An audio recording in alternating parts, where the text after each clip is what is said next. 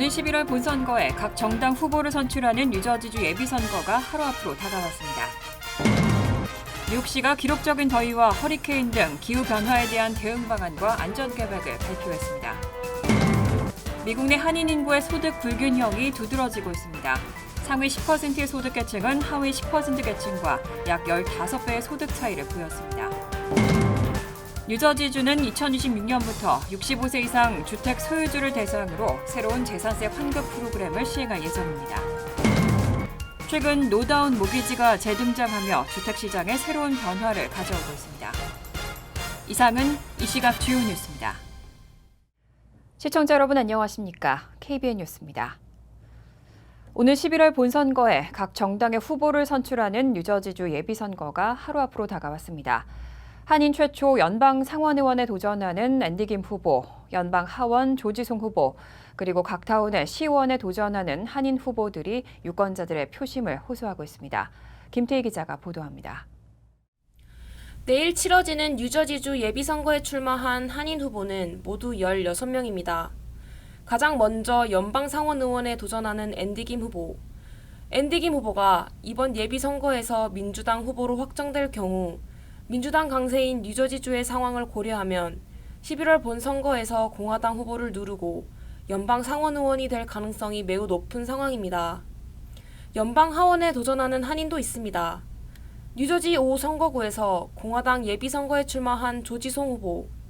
송 후보는 젊음과 패기를 앞세워 공화당 연방하원 후보에 도전하고 있습니다. 이번 예비선거에서 가장 주목받는 지역은 역시 뉴저지 최대 한인타운인 팰리세이드 파크입니다. 2명을 뽑는 민주당 시의원 후보에 4명의 한인이 출사표를 던지고 치열한 대결을 펼치고 있습니다. 현직 시의원인 이상희 의원은 현 교육위원인 신창균 후보와 함께 시의원에 도전하고 있고, 상대 후보로는 뉴저지 한인회장을 역임한 박은림 후보와 앤소니 김 후보가 경합합니다. 공화당 예비선거에는 스테파니 장 의원이 재선에 도전하고 있습니다. 이웃타운인 리치필드는 민주당에서 공화당으로 당적을 바꾼 데니스 심 후보가 시의원 후보에 도전하고 있습니다. 민주당 류용기 후보는 경쟁자가 없어 본선행을 확정했습니다. 클로스터 제니정, 올드 테판 진유, 레오니아 조엔 최 후보도 경쟁자 없이 본선거행을 확정한 상태입니다.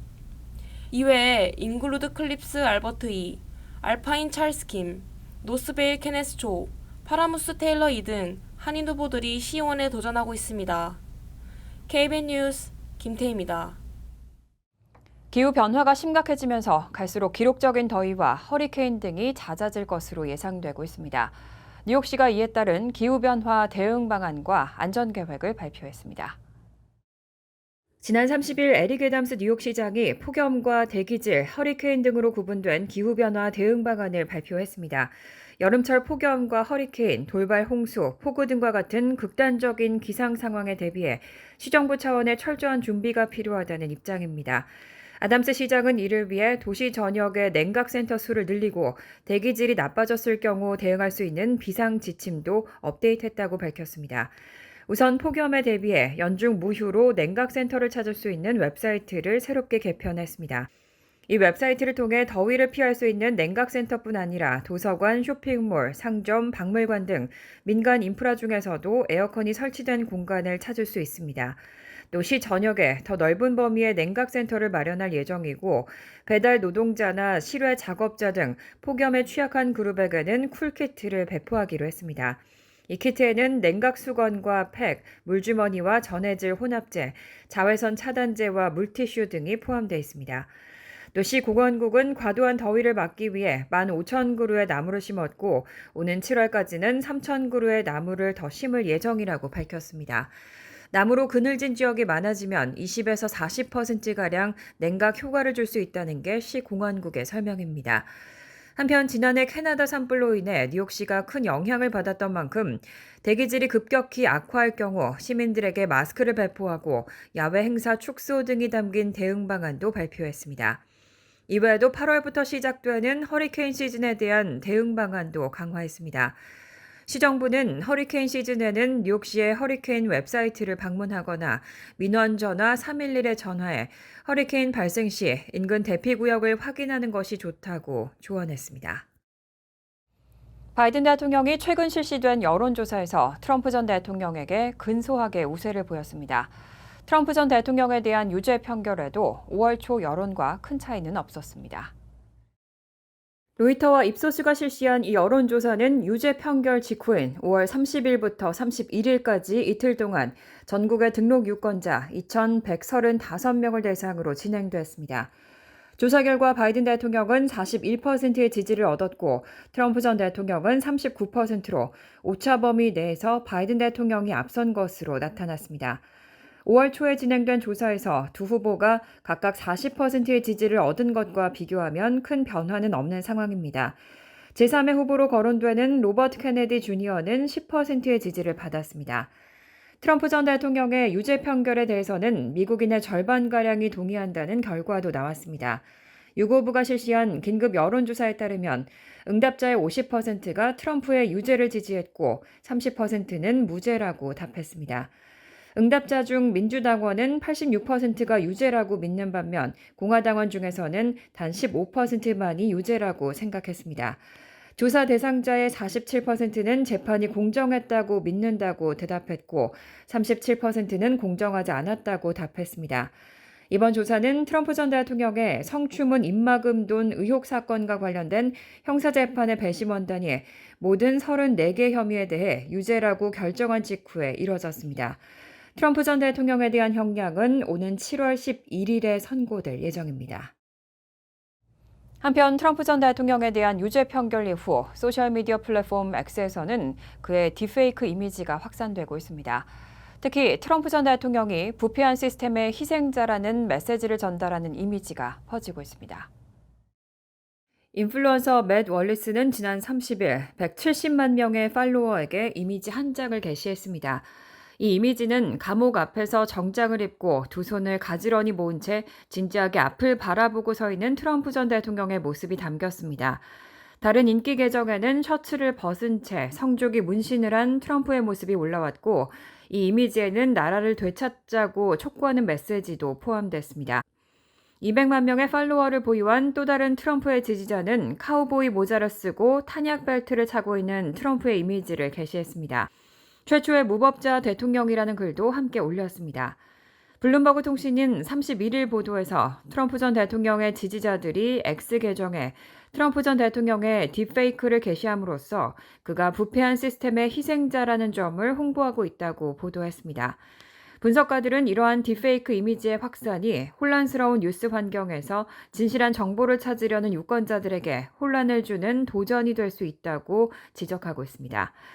특히 디지털 혐오 대응 센터는 AI로 생성된 콘텐츠, 특히 음성 모방이 다가오는 선거의 공정성에 심각한 위협이 될 수 있다고 경고하고 이러한 콘텐츠가 유권자를 속이는 데 사용될 수 있다고 우려했습니다. 이런 현상은 오는 11월 대통령 선거와 트럼프 전 대통령의 다른 형사재판을 앞두고 더 심화될 것으로 보입니다. 미국 내 한인 인구의 소득 불균형이 두드러지게 나타나고 있습니다. 상위 10% 소득 계층은 하위 10% 계층과 약 15배의 소득 차이를 보였습니다. 퓨 리서치 센터의 조사에 따르면 2018년부터 2022년 사이 조사 기간 가계 소득을 기준으로 한인 인구의 27%가 하위, 48%가 중간, 25%가 상위 소득 계층으로 각각 분류됐습니다. 그리고 한인의 상위 10% 소득 계층은 하위 10% 계층에 비해 약 15배의 소득 차이를 보였습니다. 아시아계 중 세 번째로 높은 수치입니다. 상위 소득층이 가장 많은 인종은 인도계로 39%, 중간이 46%, 하위 15%로 각각 나타났습니다. 중국계가 그 다음으로 많은 29%였고 이어 일본계 26%, 말레이시아계, 스리랑카계, 한인이 25%로 동률이었습니다. 그 다음 파키스탄계 22%, 필리핀계 21% 등의 순이었습니다. 소득 불균형은 중국계가 19.2배로 가장 크게 벌어진 상위로 나타났고 2위는 스리랑카로 15.5배로 나타났습니다. 아시안 전반적으로 이민자보다는 미국 태생일 경우 상위 소득층에 속할 가능성이 높았고 이민자 중에서도 미국에 10년 이상 오래 거주한 경우에 상위 소득층에 속할 가능성이 높았습니다. 또 학사학위 이상의 학력을 가진 경우 상위 소득층에 속할 가능성이 증가하는 것으로 조사됐습니다. 뉴저지주는 2026년부터 65세 이상 주택 소유주를 대상으로 하는 스테이 뉴저지라는 새로운 재산세 환급 프로그램을 시행할 예정입니다. 그 준비 권고안이 발표됐습니다. 30일 스테이 뉴저지 태스크포스가 발표한 101쪽 분량의 보고서에는 재산세 환급 프로그램 신청 방식의 간소화, 지급 절차와 일정 등 스테이 뉴저지 시행을 위한 13가지 안이 담겼습니다. 이 프로그램은 연소득 50만 달러 이하인 65세 이상의 주택 소유주에게 재산세 납부액 중 최대 6,500달러를 환급해주는 것을 목표로 합니다. 기존의 앵커 프로그램과 시니어 프리즈에 이어 추가되는 혜택으로 65세 이상 주택 소유자의 재산세 부담을 크게 완화하기 위해 도입됐습니다. 보고서에 따르면 65세 이상 재산세 납세자가 기존의 재산세 앵커 프로그램과 시니어 프리즈를 통해 연간 환급액이 6,500달러가 넘을 경우 해당 프로그램의 계속 신청에 혜택을 받으면 됩니다. 만약 이들 프로그램의 소득 기준 등을 충족하지 못해 신청 자격이 없거나 전체 환급액이 스테이트 뉴저지가 제공하는 액수에 못 미치면 스테이트 뉴저지를 통해 연 6,500달러까지 지급받을 수 있습니다. 태스크포스는 스테이트 뉴저지 신청 접수를 늦어도 매년 2월 전에는 시작해야 한다고 주정부에 권고했습니다. 또 거주 요건 및 연령 기준이 되는 시점을 쇠연도의 12월 31일로 정할 것도 권고했습니다. 하지만 일각에서는 프로그램의 자금 조달 방안에 대한 명확한 계획이 제시되지 않아 예산 부담과 실제 시행 가능성에 대해 우려를 표명하고 있습니다. 이에 대한 추가적인 논의와 계획이 필요할 것으로 보입니다. 주택가격 상승으로 다운페이먼트 부담이 급증하고 있는데요. 최근 노다운 모기지가 재등장하며 주택시장에 새로운 변화를 가져오고 있습니다. 노다운 모기지를 론칭한 UWM 최고 전략 책임자 알렉스 엘리자이는 현재 전국적으로 노다운 프로그램을 제공하는 대출기관이나 비은행 모기지 회사가 없다며 출시한 지 2주 만에 이미 수천 건의 대출 신청이 접수됐다고 밝혔습니다. 이 방식은 특히 첫 주택 구입자들에게 유리할 수 있고 수만 달러에서 수십만 달러에 달하는 다운페이먼트를 마련하지 않고 집을 살 수 있다는 게 최대 장점입니다. 하지만 이런 제도는 고금리와 높은 월 페이먼트 부담, 그리고 재정적 어려움에 빠질 경우 높은 디폴트 위험을 수반할 수도 있습니다. 일각에서는 서브프라임 사태나 디폴트가 재발할 수 있다는 우려도 나옵니다. 신청 자격은 대출자 중 한 명이 첫 주택 구입자면서 해당 지역 중위소득의 80% 이하입니다. 자격을 갖춘 주택 구입자는 UWM 업체로부터 1차 모기지로 주택 가치의 97%를 받고 나머지 3% 또는 최대 금액 15,000달러를 2차 모기지로 대출받을 수 있습니다. 2차 모기지는 이자가 없지만 주택 판매나 모기지 상환 혹은 재융자를 받을 때 전액을 상환해야 합니다. 주택가격 상승과 모기지 금리의 증가로 인해 노다운 모기지는 매력적인 선택지로 보일 수 있지만 안정적인 소득이 보장되지 않으면 위험할 수 있습니다. 따라서 부동산 전문가들은 첫 주택 구매자들에게는 정부의 다운페이먼트 보조 프로그램을 활용하는 것이 더 안전한 방법일 수 있다고 조언하고 있습니다. 지중해식 식단은 심장 건강 등을 위한 건강식으로 권장되고 있습니다. 지중해식 식단을 잘 지키면 모든 원인으로 인한 사망 위험을 20% 이상 줄일 수 있다는 연구 결과가 나와 화제가 되고 있습니다. 하버드 의대 샤프캇 아마드 박사팀은 오늘 의학 전문지 자마 네트워크 오픈에서 건강한 미국 여성 2만 5천여 명의 식단과 사망 위험의 관계를 25년간 추적 관찰해 지중해식 식단으로 모든 원인의 사망 위험을 25% 가까이 줄일 수 있다는 결과를 얻었다고 밝혔습니다. 지중해식 식단의 이점은 과일이나 채소, 견과류, 올리브오일과 같은 식품들을 충분히 섭취하는 것에서 비롯됩니다. 연구에서는 과일, 채소, 견과류, 올리브오일, 단일 불포화 지방 등 지중해식 식단의 9가지 주요 식이성분 섭취량이 중한값보다 많으면 1점을 부여하고 이들을 점수에 따라 그룹으로 나눴습니다. 결과에 따르면 지중해식 식단 점수가 높은 그룹은 낮은 점수 그룹보다 사망 위험이 23% 낮았고 특히 암과 심혈관 질환으로 인한 사망 위험도 각각 20%, 17% 감소했습니다. 연구팀은 지중해식 식단이 사망 위험을 줄이는 데는 저분자 대사산물과 염증성 생체 지표가 가장 크게 기여하고 중성지방이 풍부한 지단백질, 체질량 지수 등도 중요한 요인으로 밝혀졌다고 밝혔습니다. 연구팀은 이 결과는 지중해식 식단을 잘 준수할수록 모든 원인에 대한 사망 위험이 23% 낮아지고 여기에는 심장대사에 작용하는 여러 요인이 영향을 미친다는 것을 보여준다고 말했습니다. 하지만 그러면서도 지중해식 식단의 잠재적 이점은 아직 대부분 설명이 되지 않는다며 향후 연구에서 원인별 사망률과 함께 지중해식 식단과 낮은 사망률을 매개하는 요인을 조사해야 한다고 덧붙였습니다. 간추린 소식입니다. 한국행정안전부는 지난 30일 휴대전화에 주민등록증을 저장해 사용할 수 있는 모바일 주민등록증 시행이 담긴 주민등록법 개정안이 12월 27일 시행된다고 입법 예고했습니다. 행안부는 2021년 모바일 공무원증을 시작으로 2022년 운전면허증, 지난해 국가보훈등록증 등으로 모바일 신분증을 확대해왔습니다. 모바일 주민등록증은 실물 주민등록증을 발급받은 사람이라면 누구나 만들 수 있습니다. 읍면동 주민센터를 방문해 본인 확인을 거친 후 신청하면 됩니다. 발급 수수료는 무료지만 휴대전화를 바꿀 경우 다시 주민센터를 찾아 모바일 주민등록증을 재발급받아야 합니다. 실물 주민등록증을 IC 주민등록증으로 만든 국민이라면 휴대전화를 IC 주민등록증에 태그해서 모바일 주민등록증을 발급받을 수 있습니다. 연방재무부와 IRS는 무료 세금보고 옵션인 다이렉트 파일을 연구 실시하고 2025년 세금보고 시즌부터 전국 50개 주와 워싱턴 DC가 참여할 수 있도록 하겠다고 지난달 30일 발표했습니다.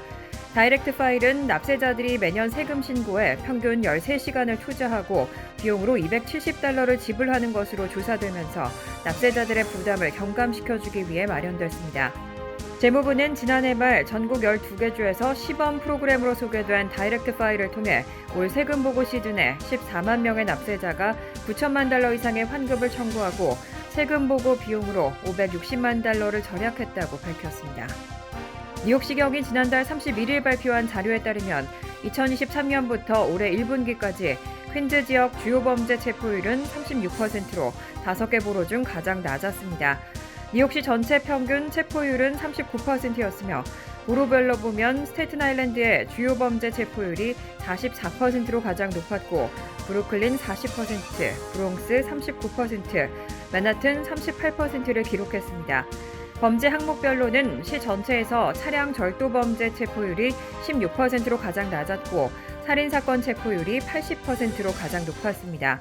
그 외에도 폭행 79%, 강도 54%, 성폭행 44%, 주거 침입 41%, 절도 18% 등의 체포율을 보였습니다. 뉴욕 혈액센터가 올해 들어 두 번째 혈액 비상사태를 선포했습니다.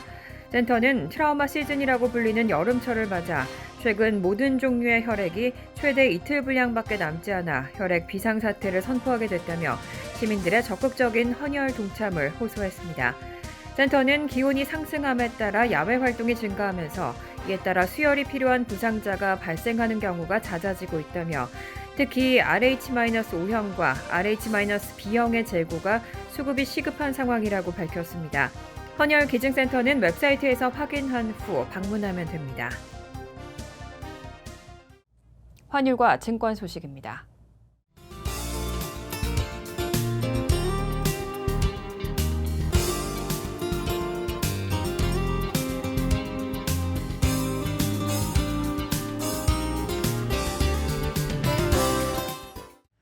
이어서 날씨입니다.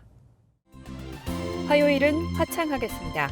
낮 최고 기온은 73도, 섭씨 23도, 밤 최저 기온은 64도, 섭씨 18도로 예상됩니다. 수요일도 화창하겠습니다. 목요일은 천둥 번개를 동반한 소나기 내릴 가능성이 있습니다. 이상으로 KBN 뉴스를 마칩니다. KBN과 함께 즐거운 저녁 되시기 바랍니다. 우리 동부 최대 한인방송 KBN이 제작하는 KBN 뉴스는 웹사이트 mykbn.com 그리고 유튜브와 페이스북에서 다시 보실 수 있습니다. 좋아요, 구독, 알림 설정은 뉴스 제작에 큰 도움이 됩니다.